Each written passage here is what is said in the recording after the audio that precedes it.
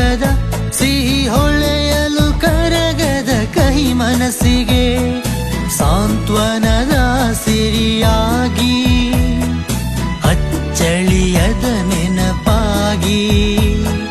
ಬರಲಾರೆಯ ಇರಲಾರೆಯ ನನ್ನ ಮನದ ಮನೆಗೆ ಬರಲಾರೆಯ ನನ್ನಿದೆಯ